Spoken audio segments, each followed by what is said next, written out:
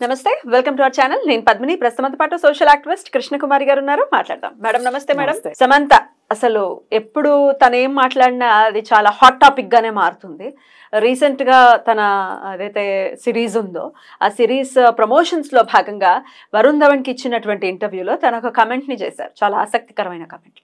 అయితే ఇది డెఫినెట్ గా ఇట్లా మాట్లాడుకోవాలి అందరూ, ఆ సిరీస్ గురించి దానికి హైప్ రావాలి అనే ఉద్దేశంతో ఇచ్చినటువంటి కమెంట్. అయితే ఈ కమెంట్ చేయడానికి గల కారణం డెఫినెట్ గా ఆ సిరీస్ కి ఎంతో కొంత హైప్ రావడం కోసం చేశారు అనేది సుస్పష్టం, అందులో ఎటువంటి సందేహం లేదు.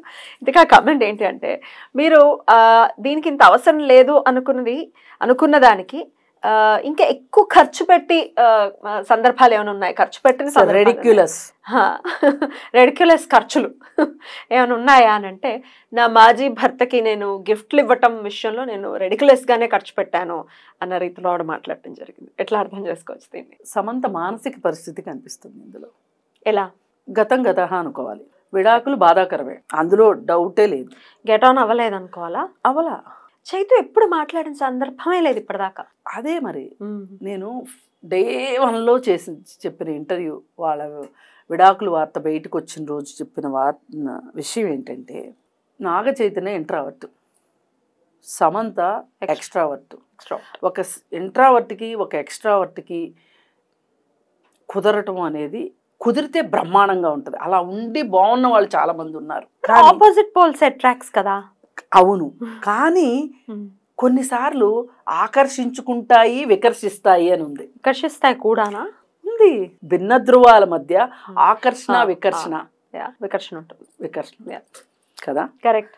అందుకని ఏంటంటే అతను మాట్లాడు, అతనే కాదండి, ఇక్కడ కొంచెం మగవాళ్ళ మనస్తత్వం ఆడవాళ్ళ మనస్తత్వం గురించి కూడా మాట్లాడుకోవాలి. మగవాళ్ళ బ్రెయిన్ ఎక్కువగా లాజిక్ ఉంటుంది, ఆడవాళ్ళ బ్రెయిన్ ఎమోషనల్గా ఉంటుంది. ఇక్కడ సమంతాని ఎమోషనే నడిపిస్తుంది, నాగ చైతన్యాన్ని లాజిక్ నడిపిస్తుంది. లాజిక్ ఏంటి? బాగుంటుంది అనుకుని పెళ్లి చేసుకున్నాం, సంతోషంగా ఉన్నన్నాళ్ళు ఉన్నాం, పడలేదు, విడిపోయాం, నాకు ఒక జీవితం నాకుంది. మొన్న ఈ మధ్య ఇంటర్వ్యూలో కూడా అతను ఒక మాట చెప్పాడు, ఏం కోరుకుంటున్నావు నువ్వు ఇంటి నుంచి అంటే, సుఖంగా సంతోషంగా పిల్లా పాపలతోటి హ్యాపీగా ఉండాలనుకుంటున్నాను అని నాగ చైతన్య చెప్పాడు. ఎక్కడో నాగ చైతన్యకి సమంత ఈ ఎక్స్ట్రావర్ట్ వరల్డ్ నచ్చలేదు. ఎక్స్ట్రావర్ట్ అంటే మీనింగు మాట్లాడటం వరకే కాదు, చేసే పనులు కూడా ఎక్స్ట్రావర్ట్గా ఉంటాయి సమంతవి. బబ్లీగా, ఎక్స్ప్రెసివ్గా, బోల్డ్గా. మరి నాగ చైతన్యం ఎలా ఉంటాయి?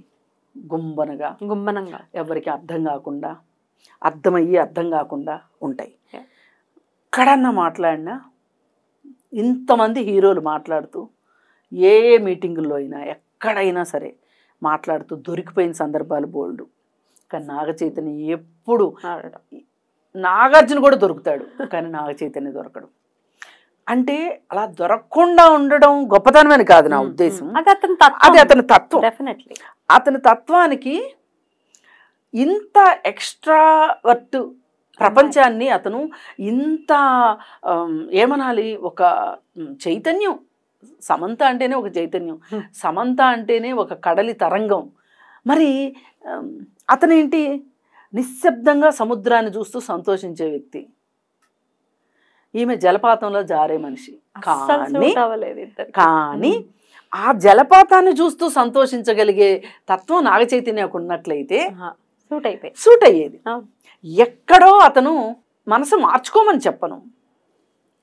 ఇప్పుడు నచ్చలేదు అని చెప్పి మనం విండో షాపింగ్ని మార్చుకోవచ్చు. ఇది నచ్చలేదు, అది నచ్చలేదు, అది నచ్చలేదు, ఇది నచ్చలేదు, ఇవాళ అసలు ఈ షాపింగే వద్దు అని రేపొద్దున మళ్ళీ షాపింగ్ మొదలెట్టి మళ్ళీ చూసుకోవచ్చు. కానీ జీవితాలు అలా కాదు, ఎక్స్పెషల్లీ భారతదేశపు జీవితాలు అలా కాదు, వెంటాడతాయి. ఈ రోజుకి సమంతని తన పాత జీవితం వెంటాడుతుంది. అక్కడే పురుషులకి స్త్రీలకి ఉన్న తారతమ్యం అదే. సమాజం ఇద్దరిని వేరు వేరు దృష్టిలతో చూస్తుంది. అందుకని ఏంటంటే ఈ ఫ్రస్ట్రేషన్ అంతా సమంతకు అర్థమైంది ఈ 2 ఏళ్లలో. తనని ఏ విధంగా తొక్కేశారో, ఏ విధంగా తను ఉక్రోషపడుతుందో, ఏ విధంగా బాధపడుతుందో, ఏ విధంగా తనని ట్రోల్ చేశారో అన్నీ చూసింది. సాక్షాత్తు సినిమా ఆడితే హీరో ప్రతిభ అంటారు, పోతే హీరోయిన్ తప్పు అంటారు. అదేదో శాకుంతలం సినిమా పోయింది, దానికి అసలు అమ్మాయి ఆ సినిమాకి హీరోయిన్గా ఎట్లయింది, ముసలమొహం వచ్చేసింది, పీక్కుపోయింది, ప్రౌడా, ఎట్లా పనికి వస్తుంది, ఎన్ని కామెంట్స్ చేశాడు కదా ఒక పెద్ద ఆయన, చెవులు చుట్టూ జుట్టుండే ఆయన కామెంట్ చేశాడు. ఆమె ఏమన్నదంటే కొంతమందికి చెవుల దగ్గర జుట్టుండేవాళ్ళు అని ఆమె ప్రస్తావించి రియాక్ట్ అయ్యారు ఆవిడ. రియాక్ట్ అయితే ఈయన ఇంకా చండాలంగా రియాక్ట్ అయ్యాడు. ఏంటంటే టెస్టోస్టెరాన్ ఎక్కువ ఉన్న వాళ్ళకి జుట్టు ఎక్కువ ఉంటుందంట అన్నట్లు ఆమె కామెంట్ పెట్టింది. అసలు నాకు చెవుల్లో ఏంటి చాలా చోట్ల ఉన్నాయి, వచ్చి కావాలంటే చూసుకోవచ్చు అన్నాడు. వినడానికి అసహ్యంకరం. ఇది ఎలా ఉందంటే అసిద్ధ మీద రాయేసినట్లేదు. డెఫినెట్లీ. అందుకని అదే సమంత గనక నాగార్జున కోడలుగా నాగ చైతన్య భారీగా ఉండుంటే ఆ సినిమా పోతే కామెంట్ చేయరు. ఆ పెద్ద ఆయన ఈ కామెంట్ చేయగలిగేవాడా? అప్పుడు తెలిసి వస్తుంది, అప్పుడు తెలిసి రావాలని అనట్లా, ప్రపంచం అప్పుడు అర్థమవుతుంది. ఒక విడాకులు తీసుకున్న భార్యకి ప్రపంచం అప్పుడు కొత్తగా కనిపిస్తుంది. అప్పటిదాకా రంగురంగుల ప్రపంచం, ఇంద్రధనుసులో కనిపించిన ప్రపంచం అప్పుడు అసలైన ప్రపంచం బయటకు వస్తుంది, కనిపిస్తుంది, రంగులు చూపిస్తుంది. దీంతో సర్దుకుపోయి ముడుచుకుపోయి ఎక్కడికైనా పారిపోయి లేదంటే ఆత్మహత్య చేసుకుని ముగించుకుంటారు జీవితాలు కొంతమంది రెట్టించిన ఉత్సాహంతో, ధిక్కార స్వరంతో, అంతకంటే ఎక్కువగా పేట్రేగిపోవటం అని నేను అనను కానీ ప్రజ్వలిస్తూ ఉంటారు. ఇప్పుడు సమంత ఆ దశలో ఉంది. తన ధిక్కార స్వరాన్ని వినిపిస్తుంది. ఎలా?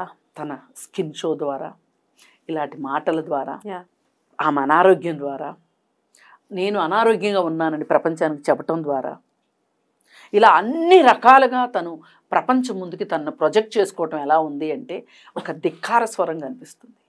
ఈ ధిక్కార స్వరము ధైర్యం నుంచి వస్తే, స్థైర్యం నుంచి వస్తే, తెలివి నుంచి వస్తే సంతోషం.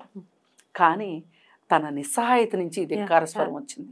అందుకే ఆ ధిక్కార స్వరాన్ని తను ఇలా చూపిస్తుంది. మీరు చూడండి, కొంతమంది ఆడపిల్లలు కావచ్చు, మగపిల్లలు కావచ్చు, ఇవాళ రకరకాల ఫ్యాషన్గా తలలకి కట్టింగ్ చేయిస్తున్నారు. కట్టింగ్ మొత్తం చుట్టూ అంతా తీసేయించి ఇక్కడే ఉంచుతున్నారు. ఆడపిల్లలు సగం గుండు చేయించుకుంటున్నారు. అలాగే ఒక పక్క ఒక కలరు, ఇంకొక పక్క ఇంకొక కలర్. ఇవన్నీ ధిక్కార స్వరాలు. పాశ్చాత్య కల్చర్ని ఇది చేసుకుంటున్నారు కాదా?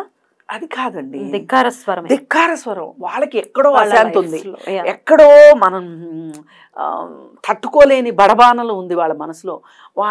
వాళ్ళని ఒప్పించుకోలేరు, పక్క వాళ్ళని ఒప్పించలేరు, పక్క వాళ్ళు చెప్పిన దాన్ని వినలేరు. నేను ఒప్పుకోవట్లేదని చెప్పరు. నర్మగర్భంగా చేసే పనులు ఇవన్నీ. ఇది సమంజసమా కాదా? ఇప్పుడు సమంత కమెంట్స్ కానీ ఇట్లాంటి యాటిట్యూడ్తో ఉండడం కానీ ఇది వాళ్ళకే నష్టం. అదే అడుగు. అటు తిరిగి ఇటు తిరిగి సమంజసమా కాదనేది మన ప్రశ్న కాదు. తప్ప ఉప్పు అనేది కూడా జడ్జ్ చేయడానికి మనం కరెక్ట్ కాదు. కానీ దీనివల్ల ఎవ్వరు ఏం చేసినా కనీసంలో కనీసం వారికి నష్టం లేకుండా చూసుకోవాలి. ఆ తర్వాత పక్క వారికి నష్టం లేకుండా చూసుకోవాలి. ఒక మనిషి జీవితానికి అర్థం ఏంటి? ఒక పుట్టుకకు అర్థం ఏంటి? నువ్వు సంతోషంగా ఉండు, నీ పక్క వాళ్ళని సంతోషంగా ఉంచు. వాళ్ళ వల్ల నువ్వు సంతోషంగా ఉండు, నీ వల్ల వాళ్ళని సంతోషంగా ఉంచు. మనిషికి ఇంతకంటే పరమార్థం ఏమైనా ఉందేమో చెప్పండి. చదువుకున్నారా, చదువుకోలేదా, పెద్ద పెద్ద కిలిమంజారోలు ఎక్కారా లేదా, హిమాలయాలు ఎక్కారా దిగారా, ఇవి కాదు నా దృష్టిలో. నోబెల్ ప్రైజ్లు వచ్చినాయా, లేదు అనుకుంటే ఆస్కార్ అవార్డులు వచ్చినాయి, ఇవి కాదు. ముందు నీతో నువ్వు సంతోషంగా ఉన్నావా లేదా, నీకు నువ్వు చేసే పనులకి నువ్వు సమాధానం చెప్పుకోగలుగుతున్నావా లేదా, నీ బాడీ నీకు నచ్చుతుందా లేదా, నీ ఆలోచనలు నీకు నచ్చుతున్నాయా లేదా, నువ్వు తినే తిండి విధానం నీకు నచ్చుతుందా లేదా, వేసుకునే బట్టలు నచ్చుతున్నాయా లేదా, నువ్వు నీ కోసం ఉంటున్నావా, పక్క వాళ్ళ కోసం ఉంటున్నావా. ఇవన్నీ కూడా ఒక మనిషి సంతోషంగా ఉన్నాడు, కంఫర్టబుల్గా ఉన్నాడు అనటానికి నిదర్శనాలు. వీటిల్లో ఇప్పుడు నేను చెప్పిన వాటిల్లో ఎన్నిట్లో సమంత హ్యాపీగా ఉందని మీరు అనుకుంటున్నారు మీరే ఆలోచించండి. చూసే వాళ్ళకి కూడా అది అర్థమైపోతుంది. ఇప్పుడు ఈ స్టేట్మెంట్ వల్ల సమంత కొత్తగా ప్రపంచానికి చెప్పింది ఏంటి అంటే, అతను పెళ్లి చేసుకుంటున్నాడు కాబట్టి ఈమెకు ఉడుకుమొత్తనం వచ్చేసింది, నా జీవితం ఇలా ఎడారైపోయింది, ఒంటరైపోయింది, నువ్వు బాగానే తోడెత్తుకున్నావు, నువ్వు జీవితంలో సెటిల్ అవుతున్నావు అనే ఒక ఉడుకుమొత్తనం కనిపిస్తుంది. ఇది ఒక దృఢమైన మనస్తత్వం ఉన్నవాళ్ళు వెలిబుచ్చాల్సిన భావోద్వేగం కాదు. నువ్వు నీకు అక్కర్లా ఇంకొక తోడక్కర్లా, ఇంకొక పెళ్ళి అక్కర్లా, ఏం అక్కర్లా, నీతో నువ్వు హ్యాపీగా ఉంటే నువ్వు జగజ్జేతగా ఉండగలుగుతావు. అలా ఉండాలని నేను సమంతను కోరుకుంటున్నాను. అప్పుడు ఇలాంటి కామెంట్స్ చేయాల్సిన అవసరం లేదు. అలాగే కొంతమంది నువ్వు ఇండస్ట్రీకి పనికిరావు, ముసల్దాని అయిపోయావు అంటే దానికోసం నువ్వు ఇంకెంత యంగ్గా ఉండేలాగా ఎక్స్పోజింగ్ చేసి చేయాల్సిన అవసరం కూడా నీకు లేదు. ఎవరి కోసం నువ్వు బతకట్లా, నీ కోసం నువ్వు బతుకుతున్నావు. నీ వల్ల నలుగురు బతకాలనుకో, అప్పుడు నీ జీవితానికి ఒక అర్థం ఉంటుంది. లేకపోతే ఇలాగే ఉంటుంది, నీ ఆరోగ్యం పాడవుతుంది, నీ కెరీర్ పాడైంది ఒక రకంగా. అసలు ఎలాంటి మంచి మంచి సినిమాలు ఉన్నాయి, ఎంత నటనకి స్కోప్ ఉన్న సినిమాలు ఉన్నాయి.